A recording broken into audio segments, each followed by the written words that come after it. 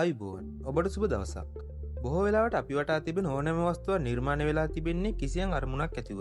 බොහෝ දෙනෙක් තමන් හැමදාම පාවිච්චි කරන උපකරණ වලින් මූලික අවශ්‍යතා ඉටු කරගන්නවා හැර ඒවා ගැන වැඩි හොයන්නේ නෑ. ඉතින් පක්ෂියා YouTube channel එක මගින් අද අපි කතා කරන්නේ අන්න ඒ වගේ එදිනදා ජීවිතේ අපි භාවිතා කරන අපිට දක්න ලැබෙන භාණ්ඩ 15ක තිබෙන ඔබ නොදන්නා විශේෂ දේවල් පිළිබඳවයි.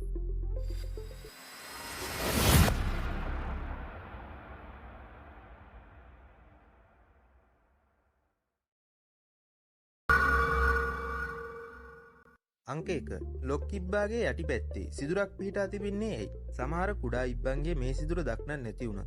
ප්‍රමාණයෙන් තරමක් විශාල සෑම ඉබ්බෙක්ගේ මේ සිදුර දක්නන්න ලැබෙනවා. බොහෝ දෙනෙක් හිතනවා ඇති ඉබ්බගේ යතුරු නැති වුණු වෙලාවට සිදුරෙන් යම් තුඩක් ඇතුල් කරලා ලොක් එක කරගන්න පුළුවන් ඇති කියලා. නමුත් ඇත්තටම මේ සිදුර තියෙන්නේ වෙනත් කාර්යයක් සඳහා. විශේෂයෙන්ම මේ ලොක් ඉබ්බා ලෝහ වලින් සකස් කරලා තියෙන හින්දා නිතරම මලකඩ වලින් හානි වෙන්න පුළුවන්. ඉබ්බ ඇතුළට වතුර ගියොත් වතුර ටික එළියට ඉවත් වෙන්න තමයි මේ ලොක් එක යටින් මේ විදිහට සිදුරක් හදලා තියෙන්නේ. අංක 2 සෝඩා නැත්තම් කොකාකෝලා වගේ සිසිල් බීම අඩංගු බෝතලයක පියනක්. තවත් තේරෙන විදිහට කිව්වොත් ටොනික් පියනක් අරන් බැලුවොත් පියන යටපැත්තේ ප්ලාස්ටික් වලල්ලක් තියෙනව ඔබ දැකලා ඇති. මේ කොටස තියෙන්නේ සෝඩා එකේ නැවුම් බව ආරක්ෂා කරගන්න.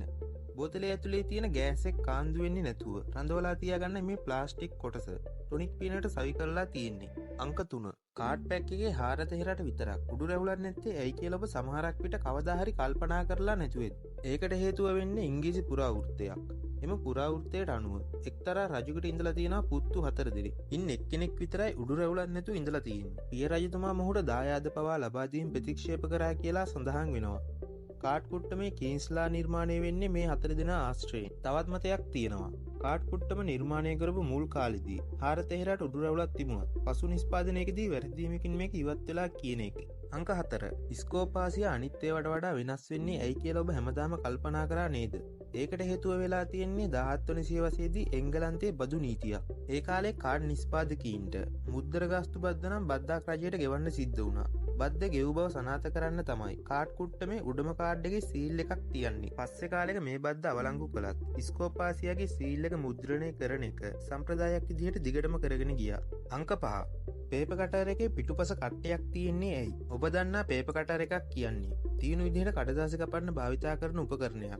මෙහි තියෙන තලයේ සියුම්කම නිසා තමයි සියුම් කැපුම් සඳහා මෙම තලය යොදාගත හැකි වන්නේ. කාලයත් එක්ක මේ සියුම් තලයේ තුඩ ගෙවිලා මොට්ට වෙලා යනවා.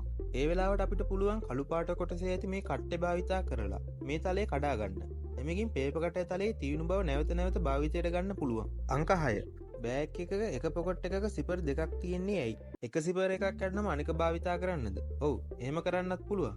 ඒත් ඇත්තට මේක තියෙන්නේ සිපර් දෙකම එකට අල්ලලා ලොක් එකක් දාගන්න පුළුවන් වෙන්න. එතකොට කිසිම කෙනෙක්ට අපි නොදැනුවත්ව බෑග් එක අරින්න බෑ.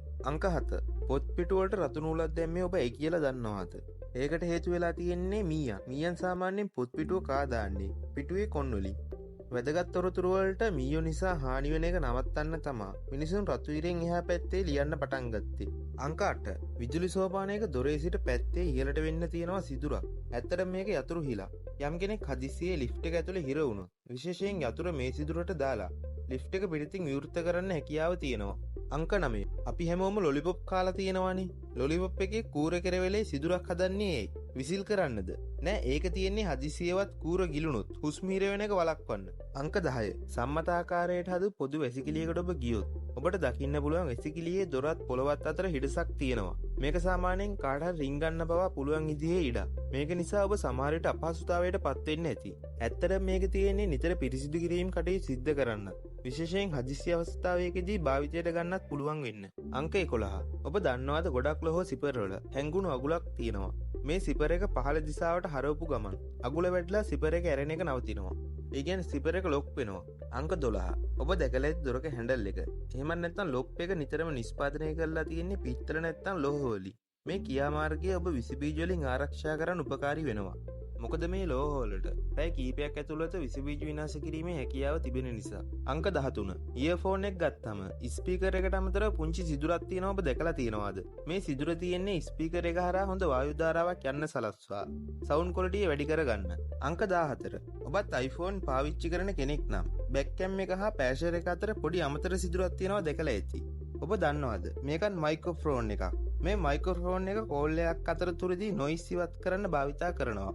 වීඩියෝ රෙකෝඩින් එකකෙදී හොඳ සවුන්් කොල්ටියක් ලබා දෙන්න මේක ඔබට උදව් වෙනවා. ඉතින් අද පක්ෂයා YouTube නාලිකාවෙන් අපි කතා කරේ එදිනදා ජීවිතේ අපි භාවිතා කරන උපකරණවල අපි නොදන්නා විශේෂ ලක්ෂණ කීපයක් පිළිබඳවයි. ඔබ තවමත් පක්ෂයා YouTube නාලිකාව සබ්ස්ක්‍රයිබ් කරලා නැත්නම් සබ්ස්ක්‍රයිබ් කරලා අපිත් එක්ක දිගින් දිගටම රැඳී සිටින්න. වීඩියෝ එක හොඳයි නම් වීඩියෝ එක ලයික් එකක් දාලා ඔයාලගේ දස් පල්ලෙහින් කමෙන්ට් කරන්න.